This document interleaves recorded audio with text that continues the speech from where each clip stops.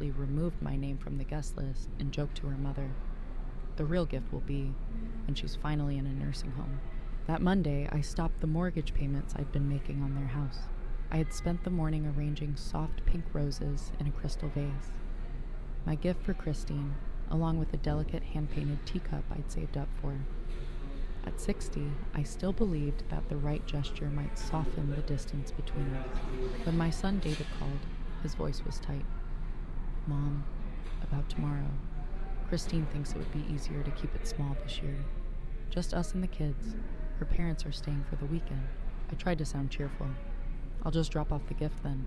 Later, I drove to their house. Through an open window, I heard Christine laughing. "Don't worry, Mom." I made sure David told her to stay away. She's not invited this year, or any year if I can help it. My hands went cold. I heard her add, "You know what would be a real Mother's Day present?" And she finally ends up in a home. The gift bag slipped from my fingers. The teacup shattered on the walkway. Back home, I stared at my checkbook, the mortgage check I'd been sending every month since David lost his job. $2,100, nearly half my income. I tore it in half, called the bank, and stopped every future payment. "Are you sure?" the representative asked. "I'm sure," I said, my voice steadier than it had been in years. Tomorrow I would spend Mother's Day alone, but it would be the first day of my new life. No more sacrificing my dignity for people who treated me like an afterthought. A stronger voice rose inside me. What lesson am I teaching my grandchildren if I accept this treatment? 3 days passed in silence. I jumped at every ring of the phone, rehearsing what I might say when they finally called. I spent those days paging through old photo albums. David at 7, proudly holding a fish he'd caught with his father. Robert's sudden passing 3 years later had left me a 35-year-old widow with a grieving child and a mountain of debt. I did everything I could, I whispered to Robert's picture. I had 2 jobs, endless nights, a second mortgage to fund David's education, every choice for him. When David met Christine, I was thrilled. I never imagined that her plans would depend on my money rather than my presence. The first warning came during their wedding. Christine insisted on a lavish venue. When I suggested something modest, she replied with a sharp smile. "Don't you want this day to be perfect for your son?" Of course I did. I emptied part of my retirement account to give them the celebration she demanded. Over the years, visits grew rare. Christine always had an excuse. A headache, tired children, last-minute plans. But whenever they needed financial help, I was suddenly family again. 3 years ago, they wanted the Colonial in the top school district. When the bank wouldn't approve the full amount, I drained the rest of my savings for the down payment. Then David lost his job, and I began covering the mortgage just until they got back on their feet. Temporary became permanent. The phone finally rang. David's number glowed on the screen. I answered. "Where's the mortgage payment?" No greeting. "Hello to you too, David," I said evenly. The bank called. "It's past due. What's going on?"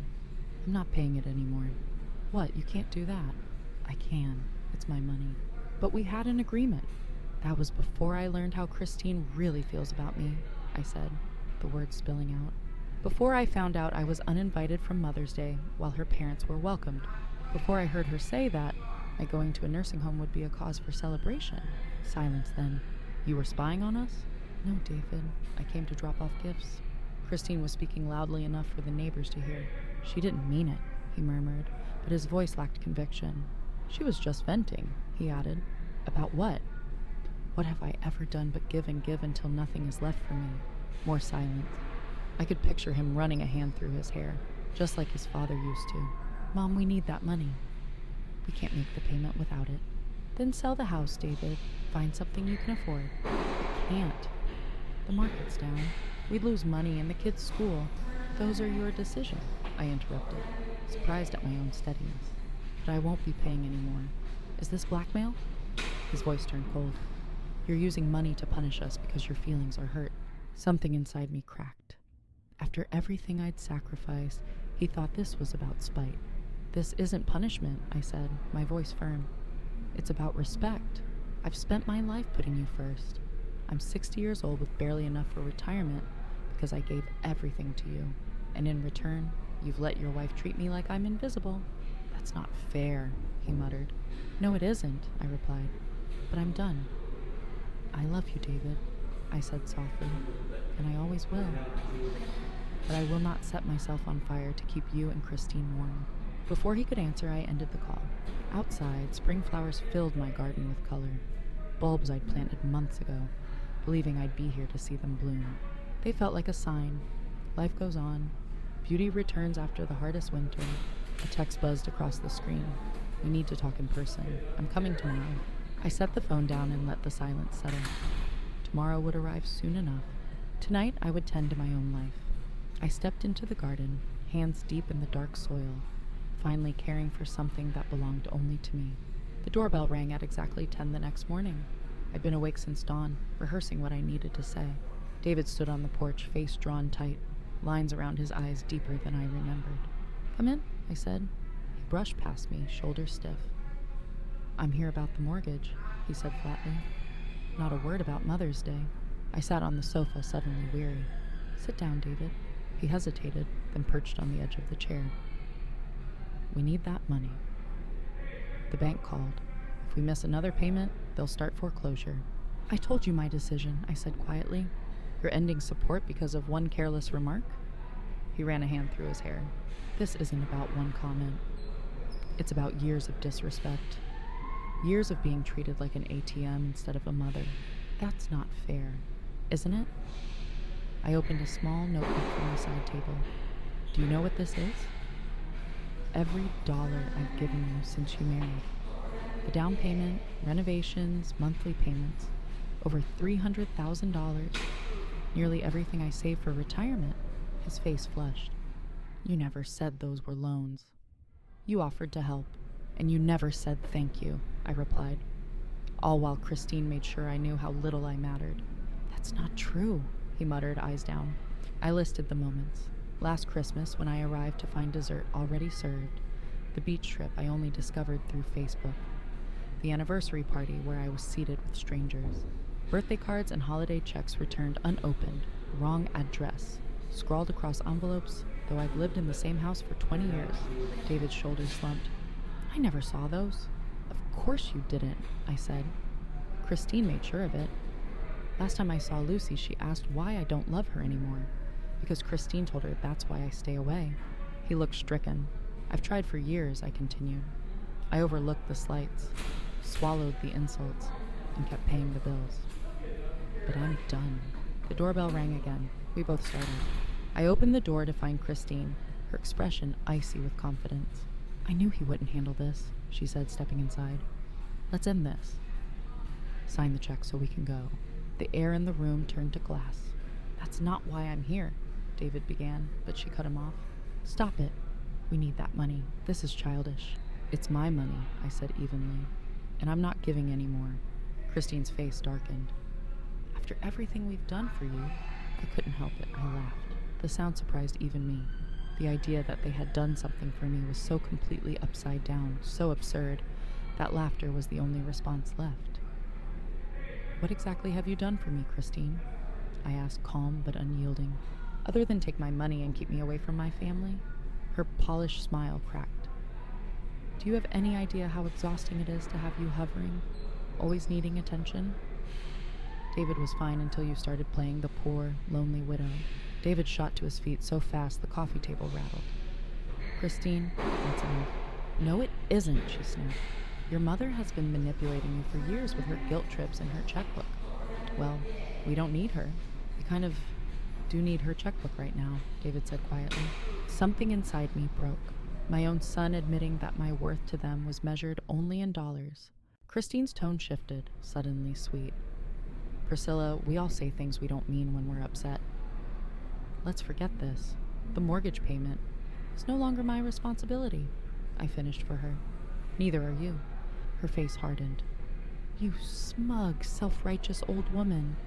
Do you think David would even visit if you weren't paying our bills? Do you think the kids would care if you didn't buy them expensive gifts?" David stared at her, stunned. "Christine, stop." "No," I said quietly. "Let her speak." Christine gave a bitter laugh. "Fine. The truth? You've been buying your way into our lives because you have nothing else to offer. And now you're throwing a tantrum because you finally realized we've been using you." The silence was absolute. David looked as if he'd been struck. Christine's chest rose and fell with anger. Oddly, I felt lighter. "Thank you for your honesty," I said, voice steady. "Now I'd like you both to leave." "Mom," David began. "I've heard enough," I said, raising a hand. "We have nothing more to discuss." Christine snatched her purse. "Fine. Come on, David. She's made her choice." David hesitated, torn between wife and mother. "David!" she barked. He turned to me, eyes pained. "I didn't know, Mom." "About the cards. About what she told Lucy. I swear." I nodded once. Whether I believed him no longer mattered. When the door closed, I sank onto the sofa. Not in sorrow, but in fierce, unexpected pride. I had finally drawn the line. The masks had fallen. The weeks that followed felt surreal. I moved through my days, grocery shopping, tending the garden, watching TV I barely heard. The silence of my phone was sharp but strangely freeing. No calls from David, no photos of the grandchildren, no requests for money. One Wednesday, while folding laundry, the doorbell rang. On the porch stood Lucy, my 11-year-old granddaughter. Her bike tipped on the lawn. "Lucy!" I gasped, pulling her into a hug. "Does your dad know you're here?" She shook her head, eyes shining with tears. "Dad and Mom keep fighting. About the house. About you." I heard Dad tell Mom the bank might take our house. My heart tightened. So foreclosure had begun. "I miss you, Grandma," she whispered. "Mom said you don't want to see us anymore." But I knew that wasn't true. I led her into the kitchen and made her favorite hot chocolate with extra marshmallows, comfort food, even on a warm day. "Your mother wasn't honest," I said gently, setting the mug before her. "I've missed you terribly." Lucy nodded, sipping quietly. "Dad's really sad. He lost his job again last week. Mom cries all the time about the house. So that was why David hadn't called. Another layoff, his third in 5 years. "Are you and Dad fighting?" she asked, eyes wide. "Is that why you stopped helping with the house?" I drew a slow breath, searching for words a child could understand.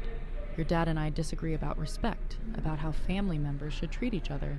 Is it because Mom's mean to you?" Lucy asked bluntly. "I heard her tell Aunt Sarah you were a controlling witch who needed to mind your own business." I nearly choked on my tea, out of the mouths of children. "It's complicated, sweetheart," I said at last. "But none of this is your fault. I love you very much." When I called David to tell him Lucy was safe with me, relief flooded his voice. "I'll come get her right away." "Let her stay for dinner," I suggested. "I'll bring her home after." A pause. "Christine won't like that." "Christine doesn't have to know," I said, surprising myself with the firmness in my voice. Lucy came to me because she was worried. Another long silence, then quietly, "All right." David arrived a little after 7, looking worn down. Lucy ran to hug him, chattering about the cookies we'd baked and how she'd helped trim the roses. "Go wait in the car, sweetheart," he said gently. "I need to talk to Grandma." When she left, he stood in my living room, hands in his pockets, the same posture as weeks ago, but the anger was gone, replaced by exhaustion. "You lost your job," I said quietly. He nodded. "Budget cuts. They laid off 20% of the staff. We've already missed 2 mortgage payments. The bank sent a notice. If we don't catch up in 30 days, they'll start foreclosure." I stayed silent, waiting. "Christine's parents can't help," he added. "Her dad lost most of his retirement in a bad investment. They're barely managing themselves." I hadn't known. Christine always spoke as if her family was secure. "We're going to have to sell," David admitted. "But the market's down. We might walk away with nothing after the bank takes its share." "I'm sorry," I said, and I meant it. Sorry for his stress, not enough to reach for my checkbook. He nodded, then pulled a crumpled envelope from his pocket. "I found these in Christine's desk while looking for the mortgage papers. Inside were birthday and holiday cards. Every one I'd sent to the children, unopened. There are more," David said quietly. "Going back years." She said she was protecting the kids from manipulation. My hands trembled over the colorful envelopes, each one a message of love that never reached them. "I didn't know," he whispered. "I swear." "What about everything else?" I asked. "The way she spoke to me, the family gatherings I was left out of?" He looked away. "I knew some of it. I told myself she'd warm up. It was easier to pretend everything was fine." He exhaled heavily. "Now everything's falling apart. Christine blames me. Says if I'd handled you better, none of this would have happened." The irony cut deep. After years of sacrifice, I was cast as the villain for finally saying no. "What do you want from me, David?" I asked. "I don't know." He shifted, restless. "I don't expect you to bail us out." "I don't have the right to ask." "No," I agreed. "You don't, but I don't want to lose you," he said, his voice breaking. "The kids need their grandmother, and I need my mom." The word need hung in the air. For years I'd been needed only for what I could give. "I spoke to a lawyer," I said, changing the subject. His head snapped up. "A lawyer? Why?" "Because I've contributed over $150,000 to that house. The down payment was mine. I've made mortgage payments for 18 months. That gives me a financial interest." His face drained of color. "You're suing us?" "No. I just wanted to know where I stand." The lawyer said I could claim part of the sale proceeds, or take partial ownership. "Partial ownership?" he repeated. "I could help stop the foreclosure in exchange for a legal stake." "Co-ownership." Hope flickered in his eyes. "You'd do that?" "I'm considering it," he said carefully. "But there would be conditions." "What conditions?" "First, I have regular, open access to my grandchildren." He nodded quickly. "Of course." "Second, I am treated with respect. No more missing invitations. No more intercepted cards." Another solemn nod. "And third," I held his gaze, "Christine gives a real apology. Not a performance, a genuine acknowledgement of how she's treated me." David's face fell. "She'll never do that." "Then we've reached an impasse," I said, rising, "because I will not compromise my dignity." "Not even for you." He left with Lucy, shoulders slumped. That night, I sat in the garden as dusk settled, fireflies weaving through the roses. I thought of the house, the grandchildren, the tangle of love and resentment that bound me to my son. I hadn't said no, but I hadn't said yes either. For once, I was putting myself first. It felt both terrifying and right. My phone buzzed with a text from David. "Can we talk again tomorrow?" "Just us." I typed a single word, yes. Whatever came next, I would face it on my own terms. The price of dignity was high, but I was finally willing to pay it. David arrived the next morning, alone. The first thing I noticed was the bare spot on his left hand. No wedding ring. "Coffee?" I asked, trying to create some sense of normal. He nodded and followed me into the kitchen. We sat across from each other at the small table, the quiet stretching long between us.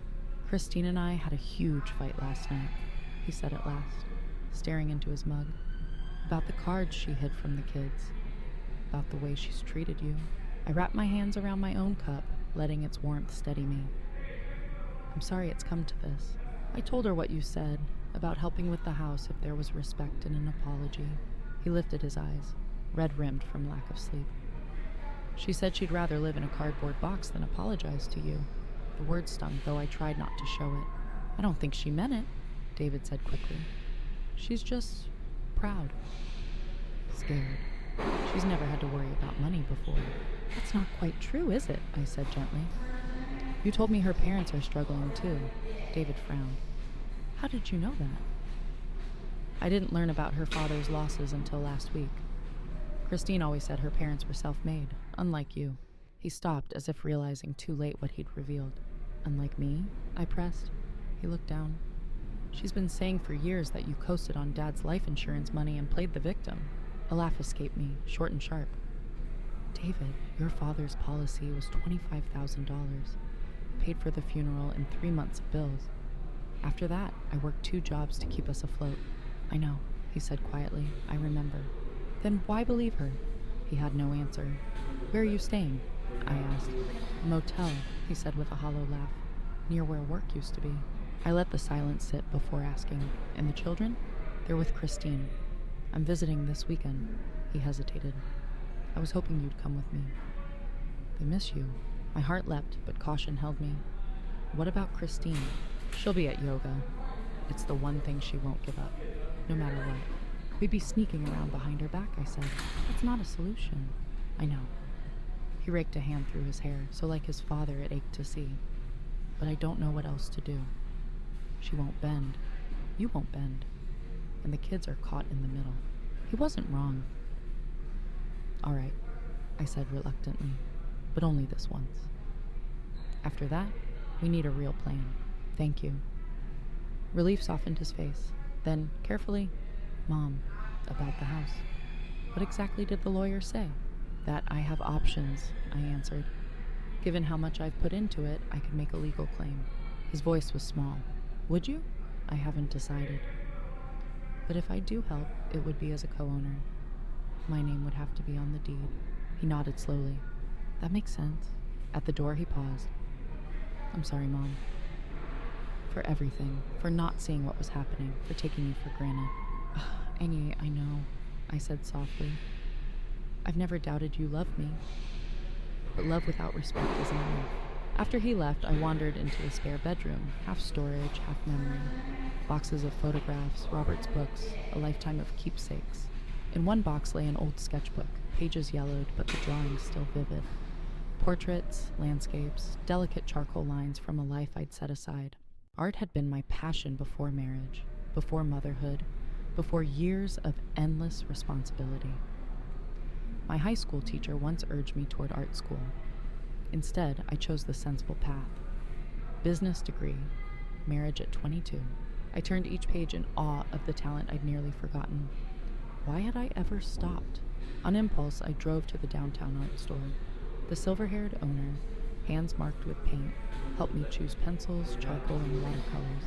Getting back into it, she asked with a knowing smile. After 40 years, I admitted, I'm not sure I still can. It's like riding a bike, she said, handing me the bag. The skill waits for you to wake it up. That evening, I set a small easel by the window and began to sketch the view of my garden. The first strokes were hesitant, but as the lines took shape, something long dormant stirred, an old steady joy rising again. As the sunset painted the sky in shades of pink and gold, something inside me finally stirred awake. The next morning, I visited the community center and discovered they offered art classes 3 times a week. I signed up on the spot, ignoring the flutter of nerves. When was the last time I'd done something purely for myself? By week's end, I'd attended my first watercolor class. Ellis, the gentle instructor with kind eyes, praised my natural sense of composition. You've done this before, he said, and I simply nodded.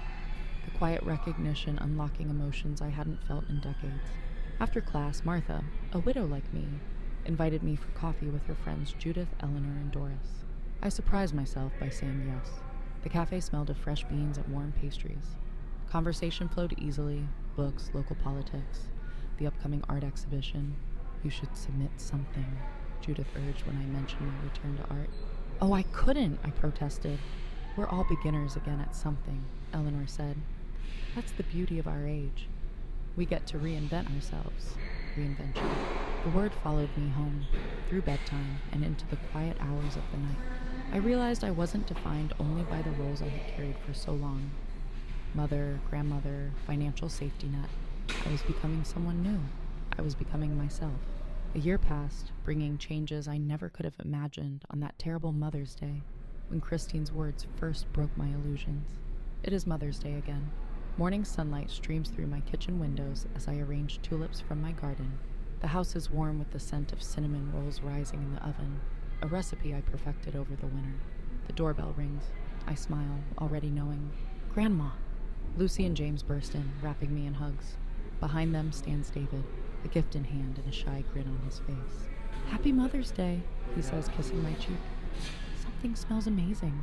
Cinnamon rolls, I answer, taking the package. Your favorite. Lucy tugs my hand. Grandma, wait until you see the painting I made at school. Dad brought it for you. I can't wait, I say, truly excited. At 12, Lucy has a gift for art, a gift I've nurtured with supplies and lessons. As we settle in the living room, I glance at the watercolor landscapes hanging on my own walls and marvel at how much life has changed. David and Christine's Grand Colonial did go into foreclosure. Though my lawyer assured me I had a valid claim, I chose not to pursue it. Some prices are too high, even for justice. David and Christine separated 2 months after our confrontation. Financial strain and long-hidden truths proved too much. Christine moved to California to live with her sister, taking the children at first. David found a modest apartment and a steady job at a smaller tech company. The separation wasn't easy. The children called me often, confused and hurting. But surprisingly, Christine never poisoned them against me. Perhaps she was simply too tired for more battles, or perhaps she too had changed. 6 months ago, David called, his voice steadier than I'd heard in years. Mom, I'm going to ask for full custody. The kids miss home. They miss their friends. They miss you. Christine didn't fight him. Her new relationship was moving quickly. and she welcomed a blended family with her partner's children. Generous visitation was arranged, but she let Lucy and James return to their father. 3 months ago, they came home for good. David now rents a cozy house just a few blocks away.